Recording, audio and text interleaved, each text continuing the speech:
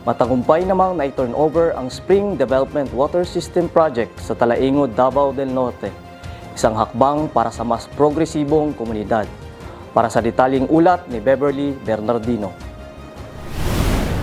Isinagawa kamakailan ang turnover ng Spring Development Water System Project o SWIS sa Sitio Barubo, Talaingod, Davao del Norte. Pinangunahan ito ni Attorney Maria Mercedes V. Dumagan, Regional Executive Director ng DNR 11, kasama ang iba't ibang ahensya ng pamahalaan at kinatawan ng komunidad. Ang proyekto ay resulta ng pagtutulungan ng 56 Infantry Tatag Battalion, DNR Senro New Corella sa pangunguna ni Ms. Marites D. Jackson, Penro, Menro, Department of Agriculture, BLGU Daguhoy at Farmers Association ng Sitio Barubo. Layunin ng proyekto na mapabuti ang akses ng mga residente sa malinis at ligtas na tubig, lalo na para sa mga plantasyon sa lugar bilang paghahanda sa posibleng tagtuyot. Nagpasalamat ni tanan diri sa Sitio Barubo nga ang 56 IB nga nagtabang sa amuha diri sa Sitio Barubo nga aron mo abot ang ayon siya sa gobyerno among gikinahanglan kining water system tubig.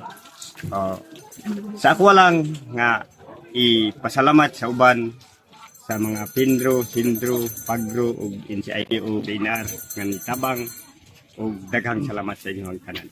Binigyan din sila ng Swiss kasi kaakibat ito sa kanilang proyekto na mabigyan sila talaga ng spring water development na proyekto. So, ang pinaka-purpose lamang dito is para yun sa mga plantations natin na mabigyan ng source ng water in case na may drought at especially yung mga pangangailangan din ng community na which is yung pinaka-basic natin is yung tubig.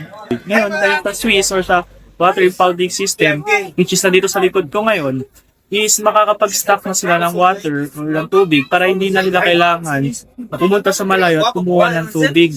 Libre yung tubig at mas malinis na yung tubig nila ngayon. Mas malapit na rin dito na mismo kung saan sila nakatira. Inaasahang makatutulong ang proyekto sa pangmatagalang pag-unlad ng Sitio Barubo, hindi lang sa aspeto ng kalusugan, kundi pati na rin sa patuloy na produksyon ng agrikultura. Mula dito sa Talaingod, Davao del Norte, ako si Beverly Bernardino, ang inyong pamilyang kaugnay.